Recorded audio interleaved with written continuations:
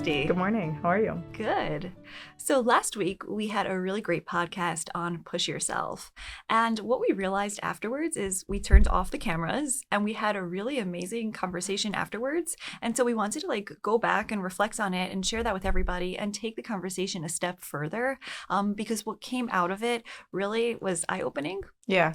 I think that what happened is that when we finished the podcast, there was a lot of thoughts and ideas and feelings that were coming up. Mm-hmm. So we actually had a conversation, and lucky for us, it was recorded. Mm-hmm. So we will share with you guys that little piece of that conversation, and then we can go into it further. Yes. I guess my real struggle with this conversation and something that I'm still muddled by is that there's a certain aspect where I do think, not everything in the world, obviously, I'll never think I'm going to be an engineer or a doctor, but I do think that there are a lot of things that I can attain. And I'm how much should I push myself to get that? Right. There are things that I see a lot of people doing. A lot of people run a marathon. Yet I can't run a marathon. So should I be running every single day, 3 hours a day, or maybe not even 3 hours? And should I be pushing myself to get that? I'm working now fairly a lot, but I can work way more. I can work the whole Sunday and see tons of clients. Should I be doing that or should I not be doing that? How do I know when to push myself and when not to push myself? I can so relate to that because it's sort of I feel like the world is open to me. There's so much that I can be doing. And especially when I get insight into other people's lives, I'm wow, I want to do that too.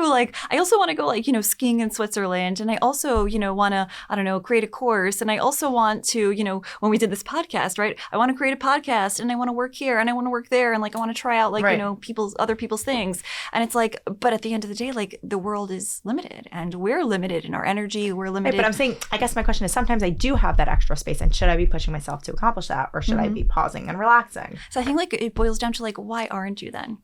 What's holding you back from accomplishing those things? I don't know. Because on the one hand, you're saying you have the desire. The desire is there. Right. But there's no actual doing of it. It's not right. happening. Or I'm doing it halfway. Let's say I recently joined Orange Theory, right? So for almost a year now. So I'm going to Orange Theory 2 or 3 times a week and I'm pushing myself when I'm working out. But obviously there are people there who are running way faster than me, who are much better at running. So should I just, sometimes I'm on the treadmill and I feel like I'm going to die. But should I just be no, Esther, you're not going to die. Mind over matter and go faster on that treadmill? Or am I doing the best that I could be doing? Right. Well, I think we have to sometimes our body stops us. So if our body is stopping us, then we can't push ourselves.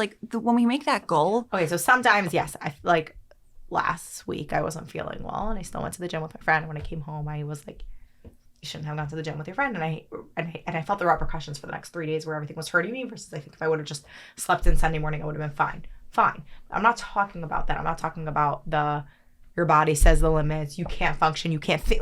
Sometimes 11 o'clock comes at night. I can't think. So obviously I can't work past 11 o'clock at night. Fine. I'm talking about the more gray where I'm not sure, where I feel like I could. I just don't really want to. I could, from 8 to 10, I could be seeing clients at night, but I also really just want to relax. But where's the could coming from? On the one hand, I can relate to the part where it's the whole world is open to me and I have to choose where to put my time, right? So it's do I want to be an athlete or do I want to be a therapist or do I want to be an accountant or do I want to be a lawyer? Right. Which of those? Right. So I'm talking about choosing time to relax versus pushing myself. Mm-hmm. Right. So let's say at 8 o'clock at night, I'm tired. So I choose to go into bed and go on Instagram, listen to podcasts, watch a movie, read a book. That's what I choose to do from 8 to 10. But technically, I could be working from 8 to 10 and I could be seeing more clients and making more money and developing my skills more. Mm-hmm. And so what do you answer yourself to that? I don't know. This is where I'm stuck. But every night, when you watch that movie, right? Because there's some dissonance here. Well, the justification I give is that you need to relax and you work really hard today and blah, blah, blah, blah, blah. But is it a justification or is it really what you need at that moment? That's the question. That I have. That's the clencher. That's where I'm stuck. How much should I push myself or should I stop? Right. And what if you would push yourself to do it? What would happen after? That's a good one. So you're right. With the working, I would be resentful the next day and upset, and I want to be able to give my all to the client in the moment. So you're right. There, you got it. You got it. Fine. Fine. Check. Okay. In that moment at night. If only therapy was this simple, right? It's you got me. We're done. Fine. That's all that one. Right. You're right. One session, you're right. Intervention. You're right. Great. I can't. So you're right. I can't. When I'm saying I could, I can't. But there are other things that maybe I could.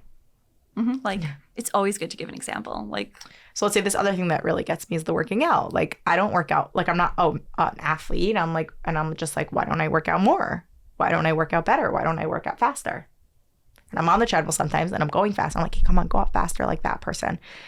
And then I just don't because I'm just lazy. But is it the lazy? Or it's You just like, you can't push yourself. But there's so many people that are running a marathon. Why can't I? Because your body is different than their body. But maybe I could. But you haven't. Right. Why? But maybe I could push myself. You see, let's say with the clients at night, I could push myself. I could see the clients. Right. I'm just choosing not to because I know that I'll be resentful afterwards. I think a lot of people like live in this space of like the ideal me versus the me. Right. And maybe I could be more of the ideal me if I push myself more. So I think the ideal me is great to like work towards as long as it's motivating you to become that. But if it's constantly becoming a way of like berating yourself and saying like, I'm not, why am I not running as fast in the treadmill, or why am I not doing more like she is, or why does she have it all together and I don't have it all together? It's like, it can be used as a motivation, but if it's used as a way of like, I'm not getting there anyways, like maybe we sometimes like have to look within ourselves and to say like, where is my stopper? Like, where do I stop? Like, where can I not I guess I just anymore? don't believe that I could. I do believe, like what you were saying before, that I could do more. Let's say with the clients I could, right? The answer that came is that like afterwards I'll be resentful, so it's not the best use of my time. What does could mean? Like I could. I have the ability to. I'm capable of that. Right? Which means? I can. Which means? Right? When I say I can do something, what that means is that I'm taking everything into account. I'm taking into account how I'm going to feel about it. I'm taking into account my body. I'm taking into account those around me who it's going to affect. I'm taking into account my other responsibilities, and I'm taking into account my schedule. I'm taking into account my future, right? So when I say I can do this, that means that it has to be like aligned in all of those areas. So if one of those areas don't match up, that means that it's not something I can do. So can meaning like physically, can I do it? Yes, I can do it. But in some way, I can't do it for another thing because it's going to affect me. And I think like that's really what I'm breaking down the can of like when we say like I can do it, like can I like train to be an athlete? Like probably. I mean, I always like went to gymnastics as a kid and I wanted to like do that split and I never got it, But like, can I eventually, like if I tried hard enough to like stretch myself to be able to like do a split, like maybe I could, get all my like childhood like goals out. But, right. Like, so like that's something where I know I it. can't. Like I can't. I've tried. I can't.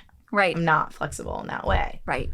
But at the same time, like that means that I'm going to have to like, it might hurt me or like, it might be something like I'm not so interested in. And so like, I can technically, hypothetically, like, yes, it is something that I can do, but like, it's not going to like work well with other areas of my life. So like, it's not like I really can't do it then. Right. So can is not just like, it would work. It's more or less like in the bigger picture of things, like, does this fit in? Like, right. I like that. I like that it's taking everything into account because like, of course you can do anything, right? And I guess that's what's been like berating me in a way. Like that was a good word I used. Like, yeah, I can do anything. So why am I not doing everything? Right. And then it's like, it's not about like, can you actually physically do it? It's about like, does it fit with every single thing else in your life? Yeah. It's, back to that example about my weekend because it's still on my mind. And I hope my Sunday doesn't like come into my Monday because like yesterday, like I didn't want to like, probably nobody wants to be around me. But my husband, when I was talking to him about this, because I was saying like, how like I pushed myself too much. And he's like, but Shira, like you do such a good job at it. And I was like, you're right, but it doesn't mean it's good for me. Right. Like, of course I can do So it's like, of course I can make all these things for Right. Shabbos. Like, of course I can cook this, 5-course meal and like make everything from scratch. But like, it didn't fit into the fact that my emotions would be in line. Like that angry part of me came out. So like, can I do it? Yeah, I did it. But I can't really do it because that means that I'm not going to be the wholesome me that I want for myself to be afterwards. And so like, I think like that's when we break down the word can, we need to really understand like what parts are coming into your capability. Yeah, that's really good. Yeah. Okay. Thank you. Wow. Yes. It's kind of funny like watching something that we've recorded and like seeing ourselves. Also, like, even though it was recorded, it was like kind of like post-podcast. We didn't know that we were going to air that necessarily. It was kind of like a private conversation. Yeah. And I love those private conversations because like, even though we're podcasting, like there's stuff that comes up for ourselves also, like as we're sitting here. It's similar to like a therapy session where we can have like our own countertransference. Right. And it's not necessarily about the client. It could be about ourselves. Like if we had similar struggles or if we had something similar that relates to what they're going through that then we have to talk about. And that's what really came up for us in the podcast. And I think that the reason that we want to show it, why we felt like it was important to share it is because like if we're like, wait, if this topic is like triggering such like thoughts and feelings, maybe it's doing the same for other people. Mm-hmm. Yeah, for sure. And I did not think that going into the topic of push yourself, that it's going to like open up a whole Pandora's box. Right. I kind of love that it happened because then it felt like a little mini therapy session for us. So why not? But it really brought out like our inner thoughts and feelings. And, at first like as we were like talking about this, we were saying, should we do it? Should we not do it? Should we just like, throw this material out? Should we use it? And I said, like, I don't really have anything to say. Like, I went blank. Like, so you're like, let's talk about it. And I'm like, I'm getting writer's block over here where like nothing, I couldn't add anything to what you were saying. And it was like, okay, if there's nothing to go, it's a standstill. But then afterwards, like over this weekend, like as I was like processing and thinking about it, I'm like, oh, wow, this really applies to me.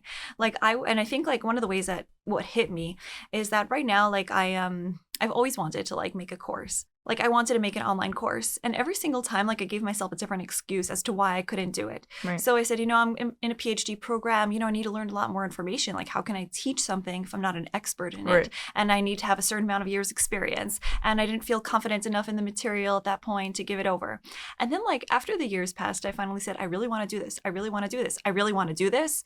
And I just wasn't doing it. Right. So then I like, spoke to some people about it. I did a little bit of research online. I found like a platform to do it. And then eventually I'm like, okay, I even sat with my sister. Like I ran through all the curriculum with her because like she's in like the age range that I want to do it with. And she was like, wow, this is great. And then I stopped and I wasn't recording it. I had the PowerPoints, I had all of the material, I had all the information, and the only thing that I needed to do was get by my computer and record myself. Right. And I just wasn't.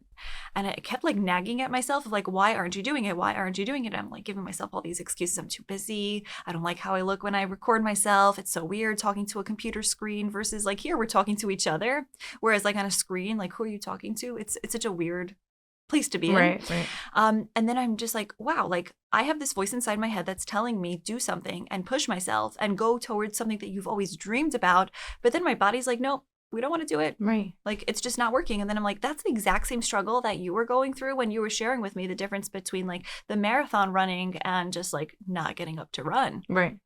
Exactly. Like I'm on the treadmill and I'm working out and I'm like, okay, get better, get faster. And then my body's like, no, I'm going to slow down right now. Mm-hmm. And I'm just like, why? Why can't I push myself to do that?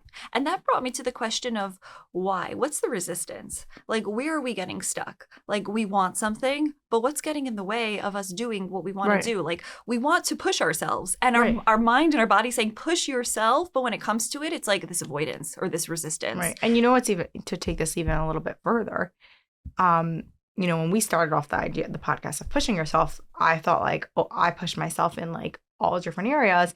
I just, I have this little problem with like, I wish I could work out more or, one or two areas where I find lacking and that's where the resistance is. But since we did this podcast, I've been thinking about it and I realized there's so many areas. Oh no. That I could push myself more and I don't. Like, let's say this weekend, my kids' toys are such a mess and I need to organize the toys. She's like, I'm going to do it. I'm going to do it once a Shabbos. I'm going to do it once a Shabbos when, no, did not do it once a Shabbos. Sunday when my daughter was napping, oh, now is a great time. I'm going to do it now. Nope, did not do it. My toys are flying. Like, where's the resistance? Right. And I realize it's really a lot of areas in my life. So I think that I don't also push myself as much as I think that I push myself. I don't know why I have this image of that on this like go-getter and I push myself tons. But like when I look into my life, I see a lot of areas that I'm not pushing myself. Right. And also like sometimes we think we're doing something and we're really not. Like it's like the idolized version of ourselves versus like what we actually are doing. And it's funny because I think what you were saying before, like it reminds me of like someone comes into therapy and they're like, I only have one problem. Like this is my presenting problem. I have like one issue. And then afterwards you're like, oh my goodness, like I have millions of issues. So like who thought of this like little topic called push yourself was going to just like unravel my entire life? That better not happen to me because so far I'm on one. Like if I get like more than one issue, keep going into this, we're like digging deeper and deeper and deeper. Like yes, we're going to have to like do post therapy after these sessions. But I think like, for myself, like what I got like a little bit of insight for like what was it that was stopping me. And I wonder if like you can relate to this. One of the things that I noticed is that I was like so scared of failure.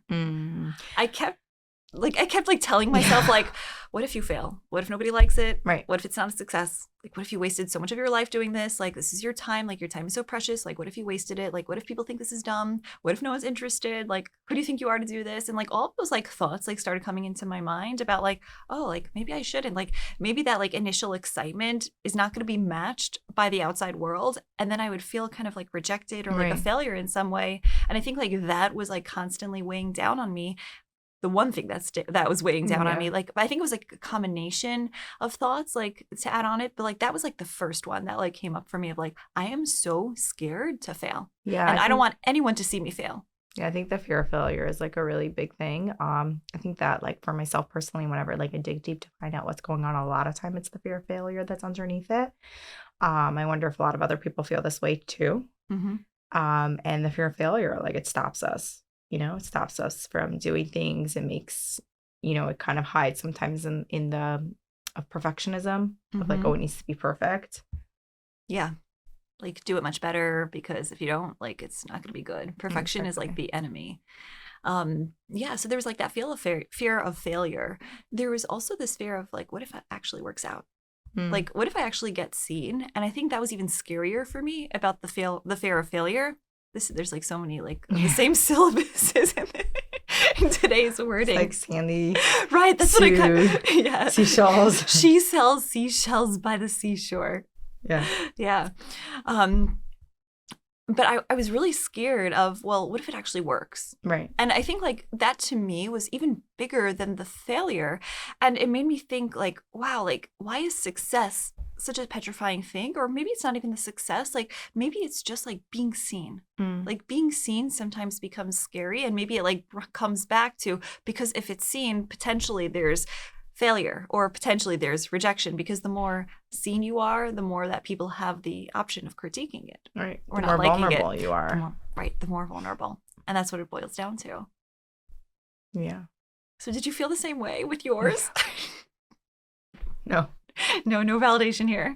Not at all. No, I think, but before we go on to mine though, because I think that these are really important points and topics, and I can relate to them. Not exactly in this example, so we'll go into like my stuff afterwards. First, we'll finish your therapy session. Let's make this all about me exactly. now. But I think this concept of fear of failure, fear of success, fear of vulnerability is so common. Yeah.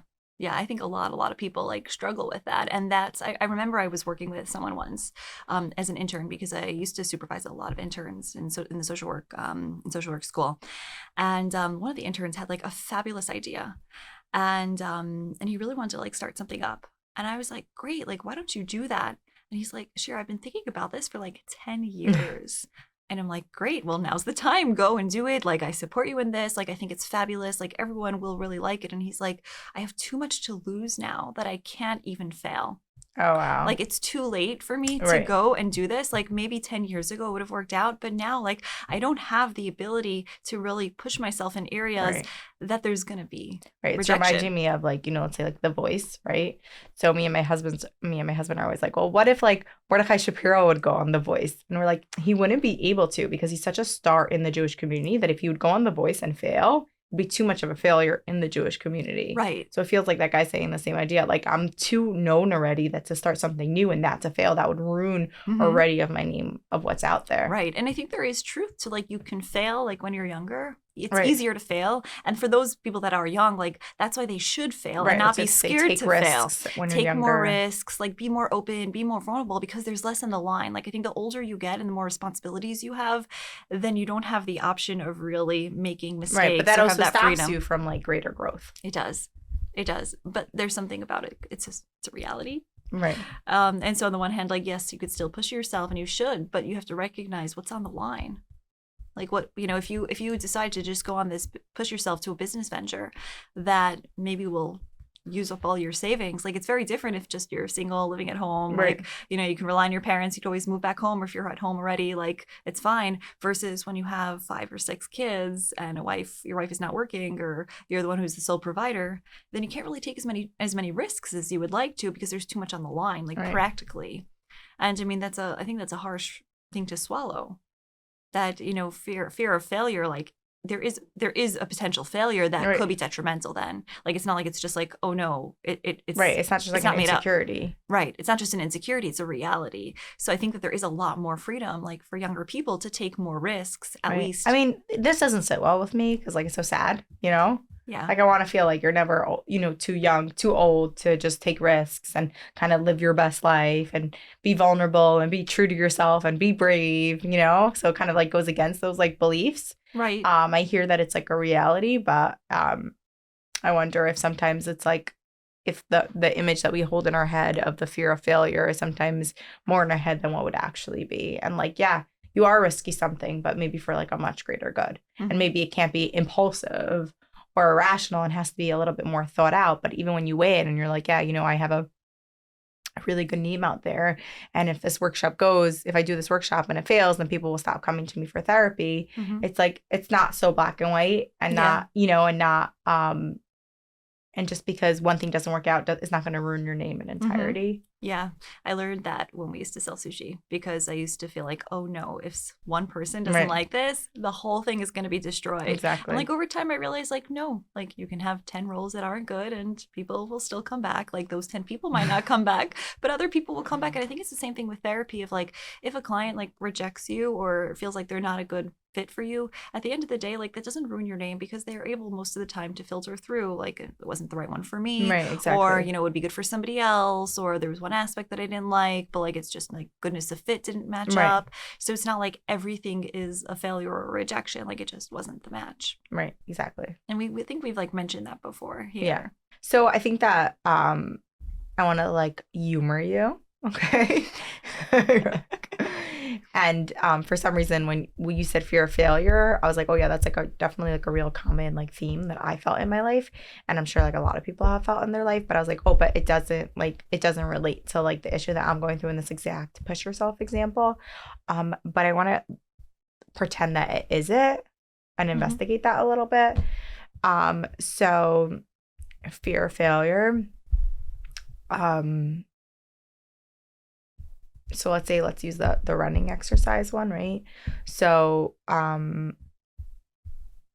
don't want to run because I might fail, right?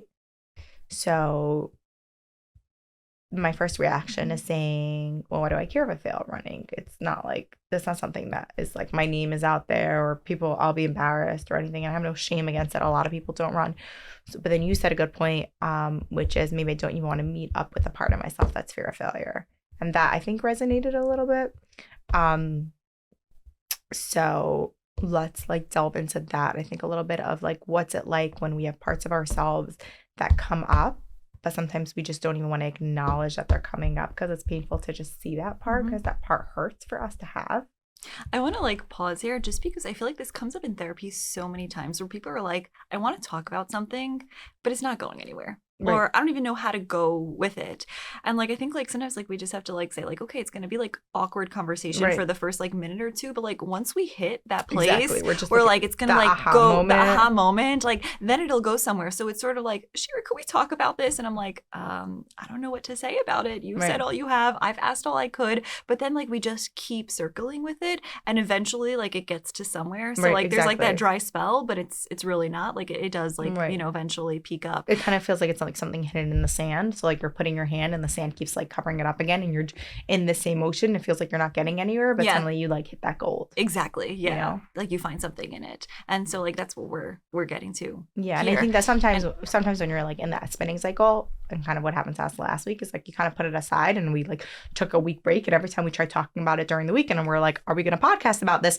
We both had a block, and like now you had the weekend and that helped you kind of opened up. I'm still like a little bit blocked. Right. And maybe this conversation will get us somewhere. If not, we'll have to take another week break and we'll do a part 3 to push yourself. Yes. No, I mean, listen, like I think like one of the biggest things is like vulnerability. Like if we're scared to talk openly here, and it's hard to be vulnerable when there's, you know, 2 cameras and 2 microphones and Cal. Yeah. And also knowing that this is going to be aired and people are going to see this, and like how much do I want people to know my inner fears and my inner thoughts? Exactly. Like I think like it brings up the topic of like authenticity, like how much of that should be public and how much of that should be private. Like, like when you and I are like sitting here, like just the 2 of us without the cameras and without, you know, Cal sitting there recording it.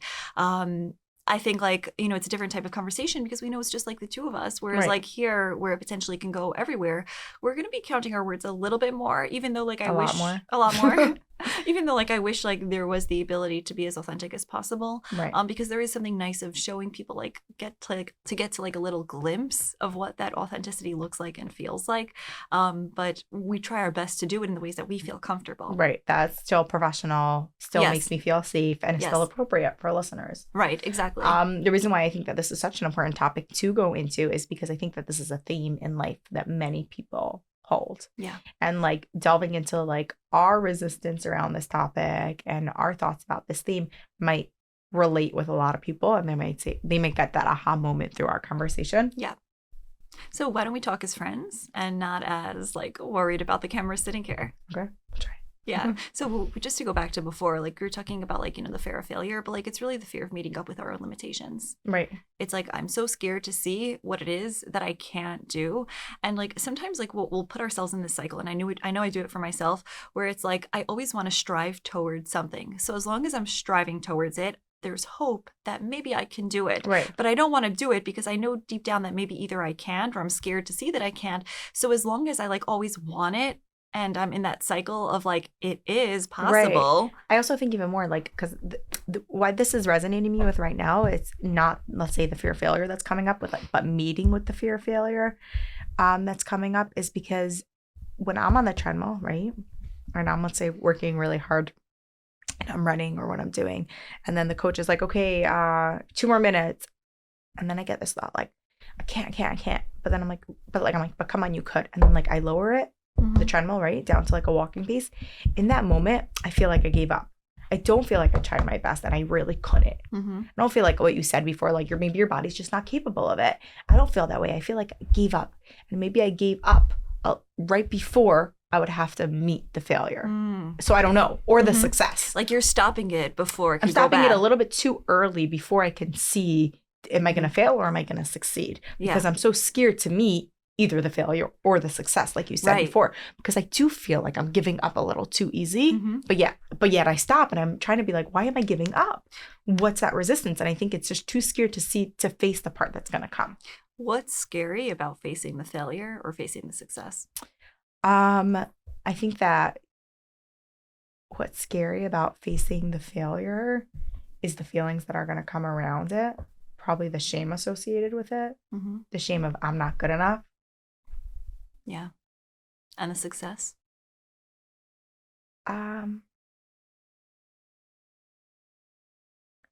It's interesting when you bring up the failure, like a lot of different like emotions and feelings come up. So that I think is what's really resonating me. When the success comes, I kind of go blank. So that also says a lot. Interesting. Right? So for going blank, is it something that's so foreign? Right? It's something that I'm not used to versus the failure I'm used to, and I just really don't want to feel that feeling. And maybe we need to explore the success more. Right. Yeah, I think a lot of like emotions, especially for me, come up like, let's say with the fear of failure. It's like that critical voice inside of like, you're not going to be good, or, self-doubt, or, like I said before, will anybody want this? But I think like a lot of times, like the fear of failure is trying to mask motivation. It's almost like saying like, okay, if I tell you how bad it's going to be, you'll probably use it'll spike up the perfection piece, and then you'll be more perfect at it. So that way you'll have a less chance of failing and a higher rate of success. And I think that's a cycle that comes up of like, so, okay, this will get me to do more research on the course. So that way I'll do it more perfectly. So that way it won't necessarily be failed. So that way I won't be as anxious about putting it out there or feel like it's worthwhile. So you're pushing yourself in like in a berating way? Yeah, pushing myself in a berating way, but in a convoluted way, kind of. Because it's not like I could just say, like, this is going to be great, let's do it. It's almost like, this is going to be awful. And I think, like, a lot of people, like, motivate themselves in this way of, like, negative motivation, where it's like, you're so bad, you're so bad, you're so bad.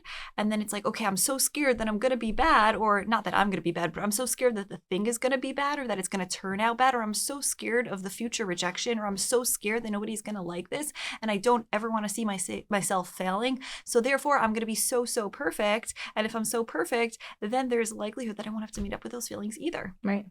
So it kind of can go into one way or the other way, right? The fear of failure could lead us to kind of give up easily and not do it. So you don't face that, or it could lead us to just pushing ourselves even harder and going towards perfectionism. So again, you don't feel that failure either. Exactly. Yeah. So I think like what it really boils down to is we're so scared to fail. Right. F-E-E-L and F-A-I-L. Right. No, I understood that you meant feel. I meant both. Feel the feelings. Yes, to feel the feelings, but also to feel the feelings of failure. Right. We are in so many like Exactly. And what's so scary about failing, or about feeling the feelings surrounding around failing? I think for myself, like if I was really honest, I think I'm scared to fail because then like to feel or fail.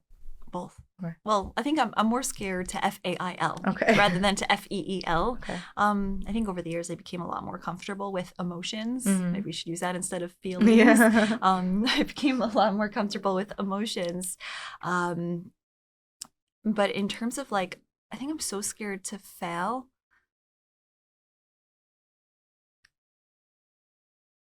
I don't know. I just like have such high standards for myself, and maybe I'm scared also, like, if you fail, then you feel bad, or you feel depressed, or all these like associations of like what failure comes along with. So back to emotions. So, yes. Aren't we always running away from emotions? Right. So I think like if I fail, like there's this fear of like, will I then like just feel awful and not be able to get myself out of it, even though that's never happened, because I think the perfectionism like always prevented that from happening. Right. But I think there's always that fear of like, I am never gonna allow myself to feel that. Right. I don't want to feel that. I don't want to like just like stop. I don't want to like feel stuck. I don't want to feel helpless. I don't want to feel like down or bad about myself. Yeah, and I guess for me, like I'm really able to relate to that because I do remember that feeling as like a child. Mm-hmm. I do remember that feeling of feeling bad and not feeling good enough and failing. And for me personally, it happened a lot in high school where I wasn't the best student in high school. No. To say the least. Are you shocked? Because you seem like you're not shocked. Why are you not shocked? I thought I'm hiding it with my perfectionism. You're not shocked by my perfectionism either. So I guess we're like even kale here. So I all these feelings, they're familiar and I don't want to go back there and I don't want to feel those feelings again. So I know exactly where the emotions are holding.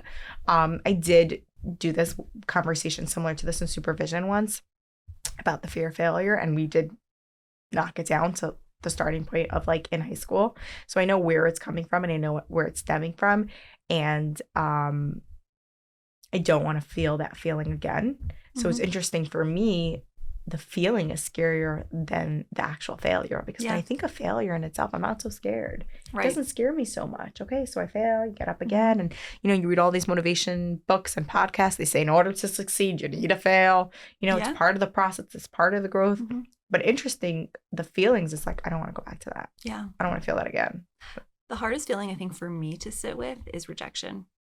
And perceived rejection most of the time, because sometimes like someone is not rejecting us, but they're like saying that this is not going to work, right? Like compatibility. But like rejection, I think is the hardest, and I've experienced a lot of rejection, and especially in career wise. Like there were times where I applied for jobs and they said it wasn't going to work. I've had so many stories about that, and so much so that when I applied to my PhD program, like someone had said to me like, "Why would they even accept you? You're so young." And I remember just like feeling awful about that. And I started to believe that. And like, oh, like, why would I get accepted? Like, I don't have the experience that the other applicants are joining with, right? Or trying to get in with.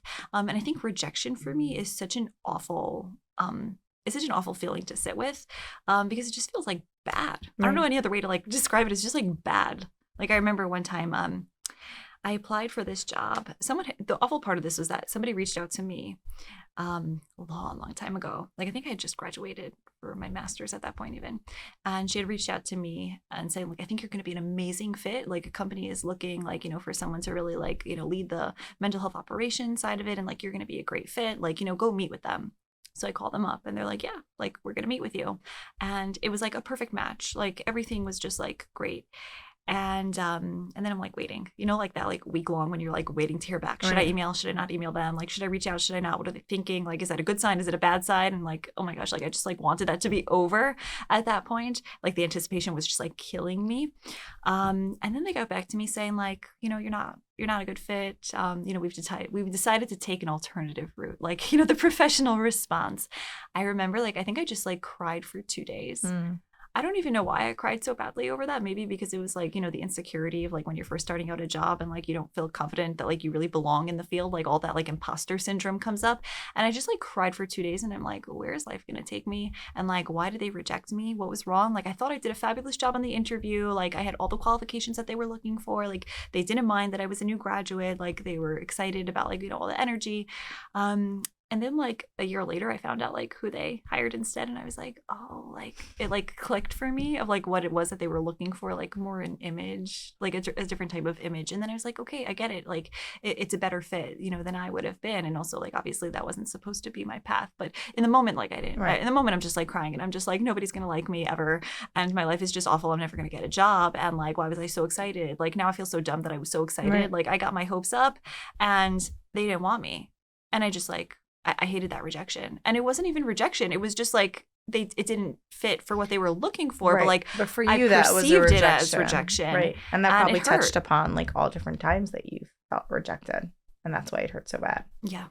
Right. That's how emotions work. It's sort of like not just that one emotion. Right. It's sort of like all the past emotions like coming together. And Well, like every single time you felt rejected. every single time from the past, it's sort of like it's not just like now about this job. It links to every other feeling and every other time. So it's like all the baggage from the past. Like, please dump yourself into this emotional experience right now and let's just cry it out. Exactly. Just join the train. One big crying party, right?